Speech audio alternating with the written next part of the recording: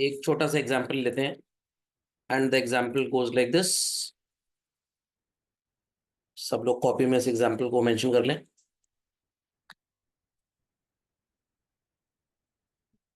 Mister X bot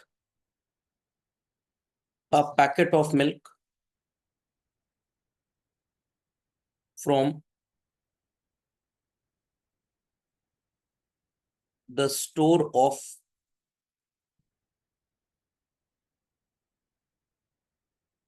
नमस्ते India and it turned out to be an expiry product। Example सबको सुनाई पड़ गया। मिस्टर एक्स ने एक मिल्क का पैकेट खरीदा नमस्ते इंडिया से और वो एक्सपायरी प्रोडक्ट निकल गया।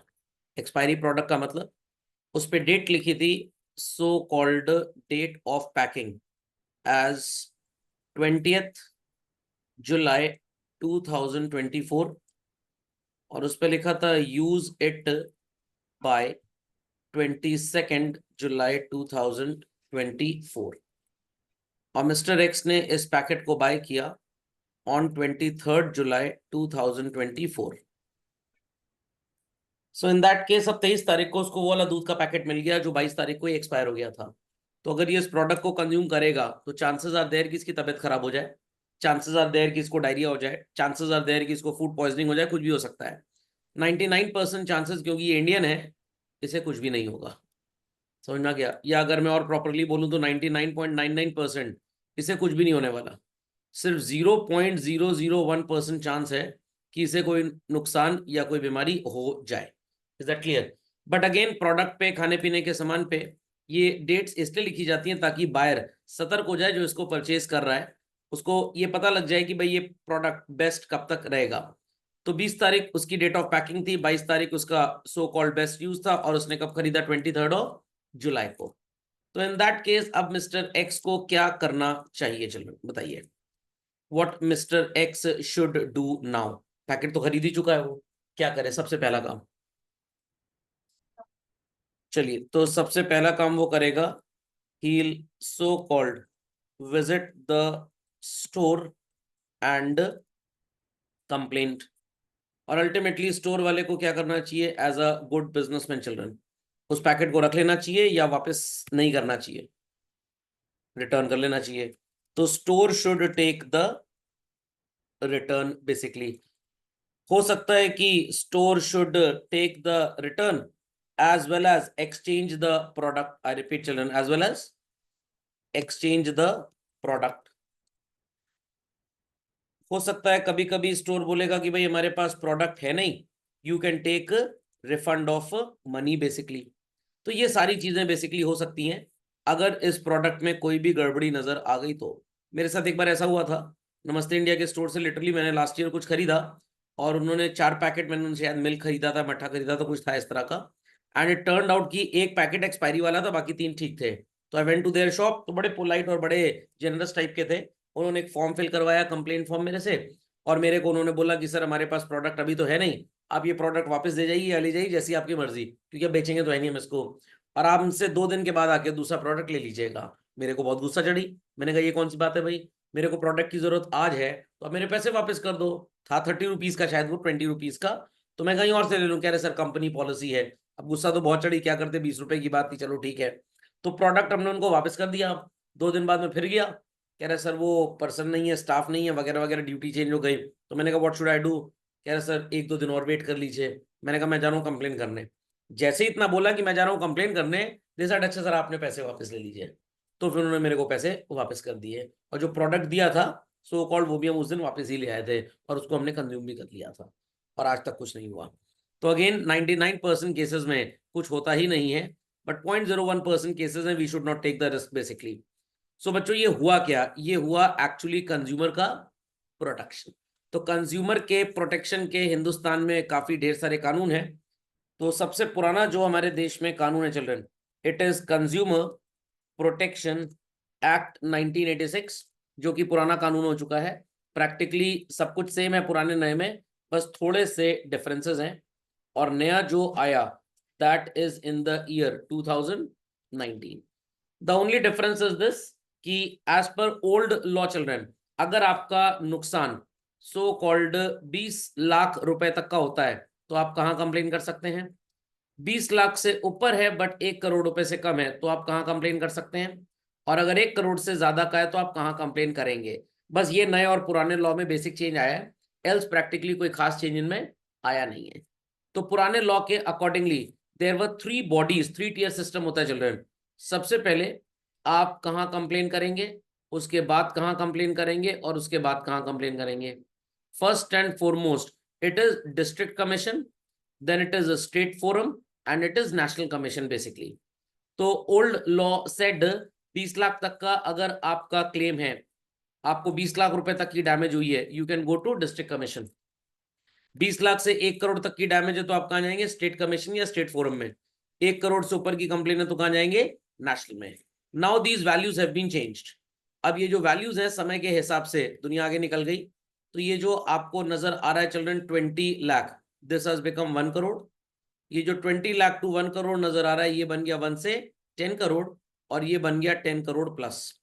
तो अगर आपका क्लेम फॉर डैमेज 1 करोड़ तक का है तो आप डिस्ट्रिक्ट कमीशन, डिस्ट्रिक्ट फोरम में जा सकते हैं। 1 करोड़ से ज्यादा है बट 10 करोड़ से कम है तो आप स्टेट कमीशन में जा सकते हैं। और अगर 10 करोड़ से ऊपर है तो आप नेशनल कमीशन या नेशनल फोरम में कंप्लेन कर सकते हैं। नेशनल कमीशन जो होता है इसका स्टेटस हाई कोर्ट के बराबर होता है। आई रिपीट चिल्ड्रन, सुप्रीम कोर्ट नहीं, हाई कोर्ट के बराबर होता है। और ये जो स्टेट फोरम, स्टेट कमीशन होते हैं ये लोअर कोर्ट, डिस्ट्रिक्ट कोर्ट के बराबर होते हैं, और ये तो उससे भी नीचे आ गए। और अगर आप यहाँ पे भी सेटिस्फाइड नहीं है, आपके अगेंस्ट केस का डिसीजन आ गया, then you can further move to Supreme Court of India basically. Logic समझ में आ गई बात। तो with this let's start with the topic called as children consumer protection. बड़ा इंटरेस्टिंग टॉपिक है, तो आप इन सब चीजों को पहले एक नोट बना लें। चलिए बच्चों, तो I hope so everybody understood the basic meaning of what is called as consumer protection. So children, free market economy जैसे इंडिया में है, लजीज फेयर जिसको बोलते हैं, seller is free to sell what he और शी फील्स लाइक, प्रोवाइडेड वो illegal ना हो। एंड buyer is always called as to be the king in the market. वो जो चाहे, जितना चाहे, जिससे चाहे, जैसे चाहे, जब चाहे खरीद सकता है। तो सेलर बायर को कंपेल नहीं कर सकता और बायर सेलर को कंपेल नहीं कर सकता कि तुमको मेरी शॉप से ही सामान खरीदना है। So in the free market economy consumer is set to be the king. ये अपने आंसर्स के लिए नोट डाउन कर लीजिए। ऐसी ड्राइंग तो आप एग्जाम में नहीं बनाएंगे, बट जब भी आपको लॉन्ग आंसर मिले 6 मार्क्स का या 4 मार्क्स का, तो you can write this as an introductory statement children. In a free market economy consumer is set to be a king basically.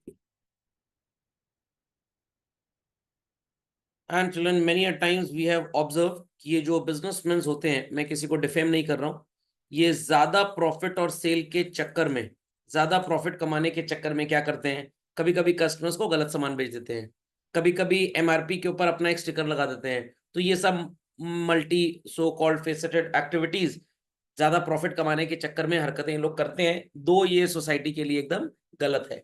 तो इन्हीं सबसे बचने के लिए बेसिकली ये कानून लाया गया था 1986 में पुराना, एंड नया वाला किस ईयर में आया, 2019। तो अगर आपके पास न्यू बुक है तो आपको 2019 पढ़ने को मिलेगा, पुरानी बुक है तो 1986। क्या डिफरेंस है मैंने आपको बता दिया, एल सब कुछ सेम रहता है, सिर्फ जो क्लेम का अमाउंट है दैट हैज बीन चेंज। वहां 20 लाख, 20 लाख से 1 करोड़, 1 करोड़ से प्लस, यहाँ पे 1 करोड़, 1 करोड़ से 10 करोड़, 10 करोड़ से प्लस चलता है। Update this as well, children. So what businessman gets engaged into?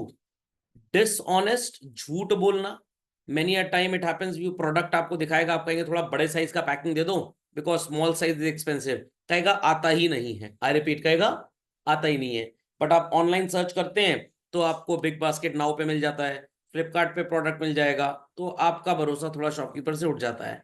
Many a times it is exploitative. कैसे एक्सप्लॉयटेटिव, जो low group of consumers and low income group of consumers basically, shopkeepers उनको उधार भी देते हैं और कभी कभी अपने चंगुल में इसी उधार से फंसा भी लेते हैं। And they are involve in unfair trade practice. अब सर ये अनफेयर ट्रेड प्रैक्टिस क्या होती है? अनफेयर ट्रेड प्रैक्टिस का मतलब they might sell good at a high price, might sell adulterated product. Children, adulterated products क्या होते हैं बच्चे कहेंगे? Adulterated products are those children जो थोड़े से मिलावटी होते हैं। जैसे होली पे आपने सुना होगा खोए में काफी मिलावट की जाती है, तो that is an adulterated product. many a times they lie to their consumers, many a times so called they sell above MRP high price का यही मतलब है, आप ब्रैकेट में इसको लिख लीजिए, above maximum retail price। तो काफी बार ये शॉपकीपर्स काम करते हैं, रिटेल सेक्टर में काम काफी ढेर सारा होता है। और इसी के लिए बच्चों एक कानून हिंदुस्तान में बहुत पहले बना था, now it has come to an end, और इसका नाम था MRTP act, monopolies restrictive trade practices act. तो ये कानून अब खत्म हो गया और 2002 में इसकी जगह एक नया कानून आ गया, that is competition act 2002 children. तो MRTP बहुत पुराना लॉ था, now it is no more into existence and it has been replaced by competition act 2002। तो MRTP एक्ट यही बोलता था कि भाई हम किसी भी प्रोडक्ट को गलत तरीके से नहीं बेचेंगे। कभी कभी ऐसा भी होता है कि शॉपकीपर्स बल्क में खरीदते हैं और इंडिविजुअल रिटेल साइज में उसको बेच देते हैं। For example, take an example कि भाई आपने एक big packet of a product खरीदा विच हैज 100 पीसेस, और यहाँ पे एक पीस कॉस्ट कर रहा है लेटस से 5 रुपए का। शॉपकीपर क्या करेगा, ये उसको रिटेल में बेचने लग जाएगा लेटस से ₹8 पर पीस के हिसाब से। एक छोटा सा एग्जांपल लेते हैं, वो चोको पाई एक बच्चों की चॉकलेट आती है, वो 10 पीसेस का पैक है, तो कुछ शॉपकीपर्स को इंडिविजुअली 12-12 रुपए में बेचने लग जाते हैं, बट होता वो 10 रुपए का है, तो 10 या 12 पीस का पैक पड़ेगा 120 का। तो वो 10 रुपए का अगर एक यूनिट बेच रहे हैं तो ठीक है, it is not a restrictive trade practice. But वो करते क्या है कि उसका पीस होता है 10 रुपए का, वो उसको लूज निकाल लेते हैं और 12-12, 13-13 रुपए में बेचने लग जाते हैं। ये सब काम स्कूल की कैंटीन में बहुत ज्यादा होता है, क्योंकि वहां पे कोई बोलने वाला तो है नहीं। लोकल मार्केट में कम इसलिए होता है क्योंकि उसका बहुत ज्यादा सो कॉल्ड कंपटीशन रहता है बाजार में, तो वो इस तरह से बाजार में बेईमानी कर नहीं सकता। तो ये भी एक तरह की गलत प्रैक्टिस है, it is also called as unfair trade practices. तो कंज्यूमर प्रोटेक्शन एक्ट तो सिर्फ कंज्यूमर्स के लिए बना था, वेरएज MRTP में काफी लोग कवर थे बच्चों, कंज्यूमर्स के अलावा प्रोड्यूसर्स। एक बिजनेसमैन दूसरे बिजनेसमैन को बोल रहा है कि तुम गलत सामान बेच रहे हो, तुम मिलावटी सामान बेच रहे हो, तो वो उसको भी सीव कर सकता था।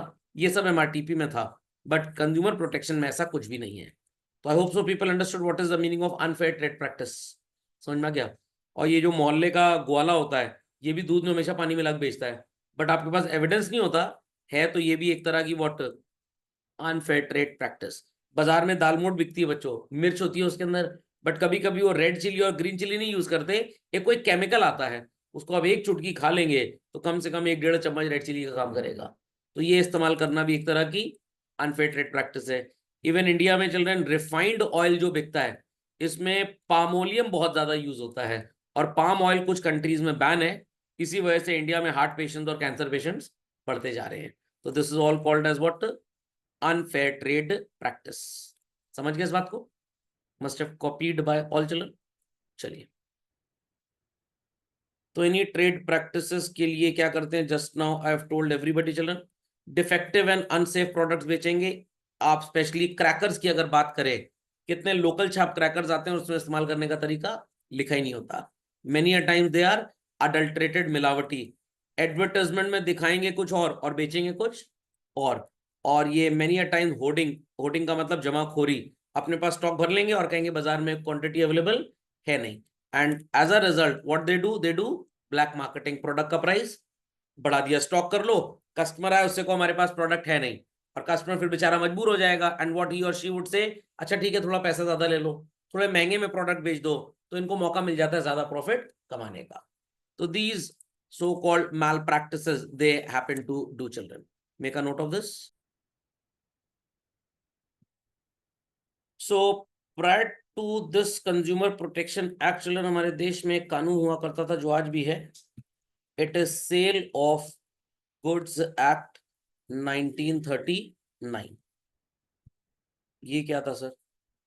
ओरिजिनली बच्चों हमारे देश में कानून बना, द इंडियन कॉन्ट्रैक्ट एक्ट 1872। सितंबर 1 से ये पूरे देश में लागू हुआ except the state of Jammu and Kashmir, क्योंकि वहां आर्टिकल 370 का बेनिफिट था। अब ऐसा नहीं है। ये कानून बहुत बड़ा था, बहुत बड़ा था। एडमिनिस्टर करते समय जजेस को बड़ी प्रॉब्लम आती थी डिसीजन देते समय, तो इसको 4 हिस्सों में तोड़ दिया गया। पहला बनाया गया जनरल प्रोविजंस ऑफ कॉन्ट्रैक्ट, दूसरा बनाया गया चिल्ड्रन इंडियन पार्टनरशिप एक्ट 1932, तीसरा बनाया गया सेल ऑफ गुड्स एक्ट 1939 और चौथा बना स्पेशल प्रोविजंस ऑफ कॉन्ट्रैक्ट। तो इन 4 कानूनों को एडमिनिस्टर करना आसान हो गया। तो जब सेल ऑफ गुड्स एक्ट 1939 में बना तो उसमें एक बात लिखी थी, let the buyer be aware. अगर आप कोई प्रोडक्ट खरीदने जा रहे हैं तो आपकी जिम्मेदारी बनती है कि आप चेक कर ले product is so called correct in all respects, बाद में आप कंप्लेन नहीं कर सकते। इसको बोलते हैं केविएट एम्पटर। क्या बोलते हैं? केविएट एम्पटर, जिसमें केविएट का मतलब होता है to be aware. I repeat, to be aware. जैसे मेरे को लग रहा है मेरे खिलाफ कोई फर्जी केस कोर्ट में आने वाला है, तो मैं कोर्ट में एडवोकेट को मिलूंगा और कहूंगा केविएट फाइल करो। क्या फाइल करो? केविएट, कि अगर मेरे खिलाफ कोई केस आ रहा है तो मेरे को पहले से प्रिपेयर करने का मौका मिल जाए। तो केविएट का मतलब होता है इन एडवांस, और एम्पटर का मतलब होता है बायर बेसिकली। तो केविएट एम्पटर का मतलब हो गया let the buyer be aware. तो if you are going to the market, आपने मेडिसिन खरीदी, आपकी जिम्मेदारी है एक्सपायरी डेट चेक करने की। बट गवर्नमेंट ने बाद में क्या सोचा कि भाई लोग इतने पढ़े लिखे आजकल होते नहीं है, तो केविएट एम्पटर को चेंज करके क्या कर दिया गया, केविएट वेंडेटर, जहां पे वेंडेटर का मतलब है सेलर बेसिकली, और केविएट का मतलब तो आपको पहले ही बता दिया मैंने। तो जितनी रिस्पॉन्सिबिलिटी बायर की है उतनी या उससे कहीं ज्यादा सेलर की भी है, क्योंकि 99% या 100% केसेस में most of the time it is observed कि जो बायर है वो किसके दिमाग के ऊपर चल रहा है, द सेलर। सेलर उसको बताएगा प्रोडक्ट तुम्हारे हिसाब का है कि नहीं, प्रोडक्ट कैसा है। तो मान लीजिए आपने शॉपकीपर को बोला भाई आई एम अ फुटबॉलर और मेरे को एक बढ़िया क्वालिटी के शूज दे दो, और शॉपकीपर ने आपको रनिंग शूज दे दिए। क्या फुटबॉलर के लिए रनिंग शूज काम करेंगे? नहीं, उसको तो स्पाइक्स चाहिए, और उसको नॉर्मल रनिंग शूज दे दिए गए हैं। तो यहाँ पे फुटबॉलर के पास, बायर के पास पूरा ऑप्शन है कि वो सामान जाके वापस कर दे और अपने पैसे ले ले। बट अगर आपने कहा कि एक अच्छे स्पोर्ट्स शूज दे दो, यू डिडंट स्पेसिफाई कि आपको किस तरह के शूज चाहिए, और आपको रनिंग शूज मिल गए, तब आप कंप्लेन नहीं कर सकते हैं। Fundamental is okay. तो if I go to the shop and I say कि भाई मेरे को सरसों का तेल दे दो 5 लीटर, और अगर बोले अरे सरसों का तेल खा के क्या करेंगे, ये रिफाइंड ऑयल बहुत अच्छा है, और रिफाइंड ऑयल में पामोलियम मिला हुआ था, पाम ऑयल बेसिकली, जो मान लीजिए एक तरह से जहरी होता है, इंडिया में बहुत बिकता है आज भी ये, इसके ऊपर गवर्नमेंट का कोई रूल अभी आ ही नहीं रहा, भगवान जाने क्या है ये। तो यहाँ पे मेरे साथ सेलर ने एक तरह से चीटिंग कर दी। Fundamental is understood. तो earlier it was let the buyer be aware, now it is let the seller be aware. तो सेलर की रिस्पॉन्सिबिलिटी कहीं ज्यादा है in comparison with the buyer children. So children, consumer protection is a very wide concept and includes multiple things. The first is we need to educate the consumers कि भाई उनके rights क्या हैं as well as उनकी responsibilities क्या हैं। ये नहीं कि जान पूछ के सेलर को बस निपटाना है तो किसी तरीके से उसके ऊपर फ्रॉड का एक इल्जाम लगा दो, ऐसा भी बहुत कंज्यूमर्स करते हैं। गेटिंग द ग्रीवियंसेस रेड्रेस, ग्रीवियंसेस का मतलब जो उनकी समस्याएं हैं वो सही बॉडी तक पहुंच जाए। एंड प्रोवाइड जुडिशियल मशीनरी, ये 3 तरह की होती है, 3 टियर मैंने आपको बताया। First is called as district forum या district commission, second is state commission या state forum, and third is national commission. अब मेरे पास इसके कुछ जीते जाते एग्जाम्पल्स हैं चिल्ड्रन। बहुत साल पहले की बात है, year exactly I don't remember, शायद 2008-9 की बात ये रही होगी, मतलब हो गए 15 साल इस बात को। वो ऑफर्स आते हैं ना इंटरनेट पे, 6 days 7 nights का पैकेज मिलेगा and all that.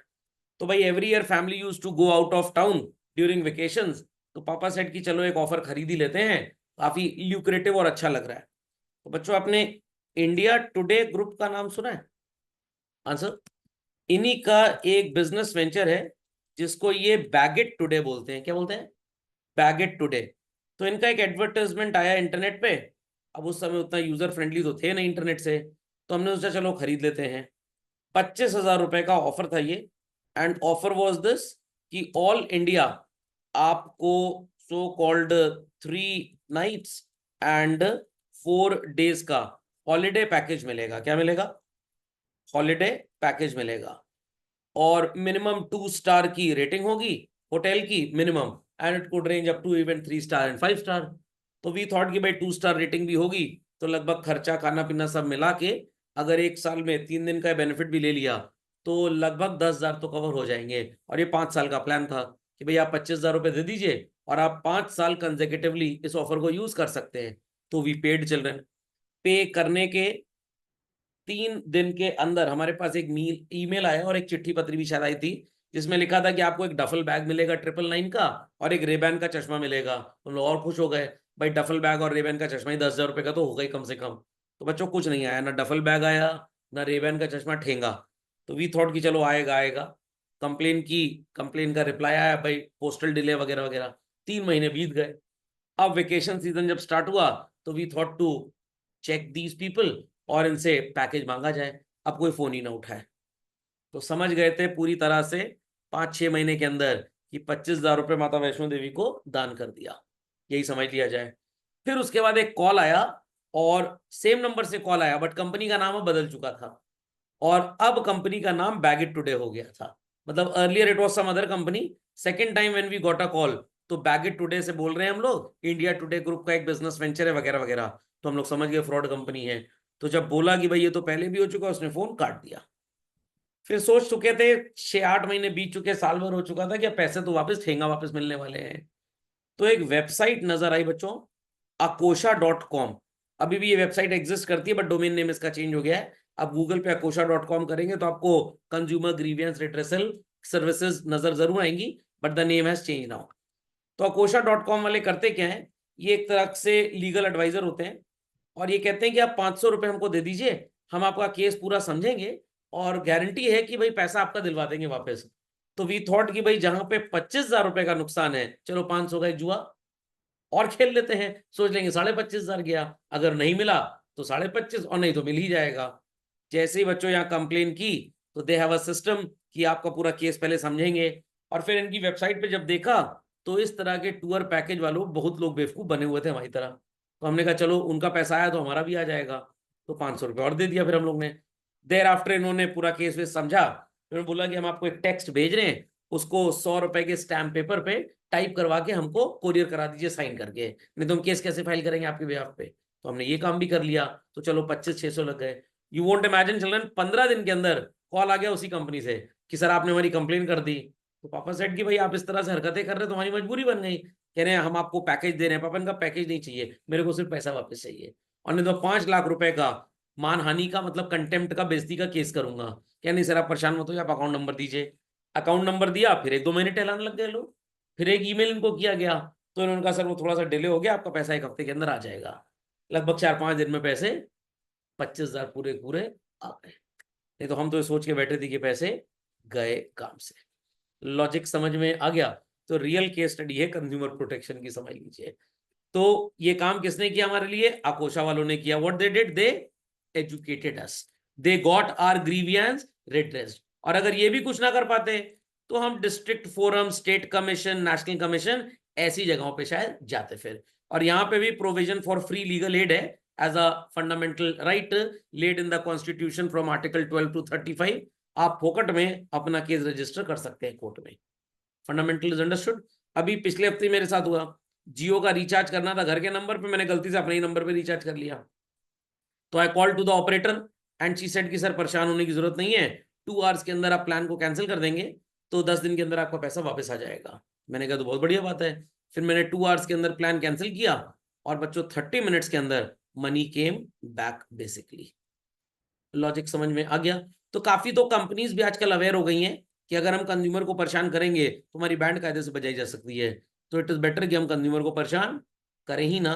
Because most of the time जैसे एजुकेशन सिस्टम बच्चे की बात पहले सुनता है इंस्टीट्यूशन और टीचर की बाद में, वैसे ही हमारा कंज्यूमर प्रोटेक्शन एक्ट कंज्यूमर की बात पहले सुनेगा और दुकानदार की बाद में सुनेगा। Update this children.